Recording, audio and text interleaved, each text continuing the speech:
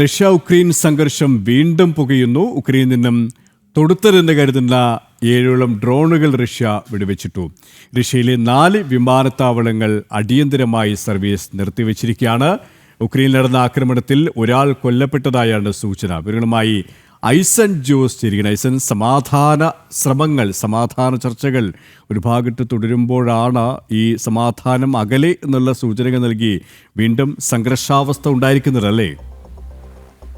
സുരേഷ്, സമാധാനത്തിലേക്ക് കാര്യങ്ങൾ എത്തിക്കുക എന്ന നീക്കത്തിന്റെ ഭാഗമായി പല നടപടികളും പല ഭാഗത്തു നിന്നും പുരോഗമിക്കുന്നതിനിടെയാണ് ഇപ്പോൾ ഈ സംഭവം ഉണ്ടായിരിക്കുന്നത്. ഇന്നലെ രാത്രിയും ഇന്നുമായി പകലുമായി വലിയ തോതിലുള്ള പ്രശ്നങ്ങൾ, ഇന്ന് വൈകുന്നേരവുമായി വലിയ തോതിലുള്ള പ്രശ്നങ്ങളാണ് മേഖലയിൽ നടക്കുന്നത്. ഒഡേസ എന്ന് പറയുന്ന യുക്രൈനിലെ ഏറ്റവും നിർണായകമായ ഒരു മുനിസിപ്പാലിറ്റി, ഒരു നഗരപ്രദേശത്ത് വൻതോതിലുള്ള ആക്രമണമാണ് നടന്നത്. ആക്രമണത്തിലാണ് ഒരാൾ കൊല്ലപ്പെട്ടത് എന്ന റിപ്പോർട്ടുകളാണ് പുറത്തുവരുന്നത്. ഈ ഒരു റിപ്പോർട്ട് പുറത്തു വന്നതിന് പിന്നാലെയാണ് റഷ്യക്കെതിരെ ഡ്രോൺ ആക്രമണം ആരംഭിക്കുകയും ചെയ്തത് എന്നാണ് മനസ്സിലാക്കാൻ സാധിക്കുന്നത്.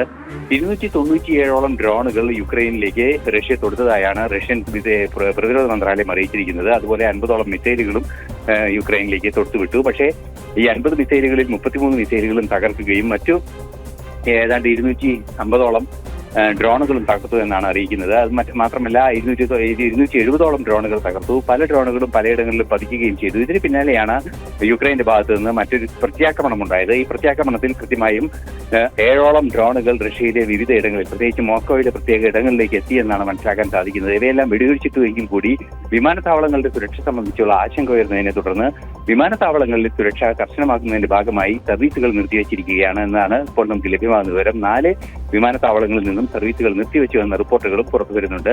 തീർച്ചയായും ഇപ്പോൾ നേരത്തെ പറഞ്ഞതുപോലെ സംഘർഷം വീണ്ടും കലുഷിതമാകുന്ന ഒരു സാഹചര്യത്തിലേക്ക് കാര്യങ്ങൾ പോകുന്നു എന്നതാണ്.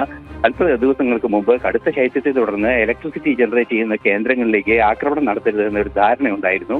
ആ ധാരണ നിലനിൽക്കുന്ന ഒരു പശ്ചാത്തലം കുറച്ചു കാലം നിലനിന്നുവെങ്കിൽ കൂടി തുടർന്ന് ഇപ്പോൾ വീണ്ടും ഇലക്ട്രിക് ജനറേഷൻ, അതായത് ഈ പവർ ഹൗസുകളിലേക്ക് കൃത്യമായ ആക്രമണം റഷ്യ നടത്തുന്നു എന്നതാണ് മനസ്സിലാക്കാൻ സാധിക്കുന്നത്. അത് ഗൗരവതരമായ പ്രത്യാഘാതം യുക്രൈനിൽ ഉണ്ടാക്കുകയും ചെയ്യുന്നുണ്ട്.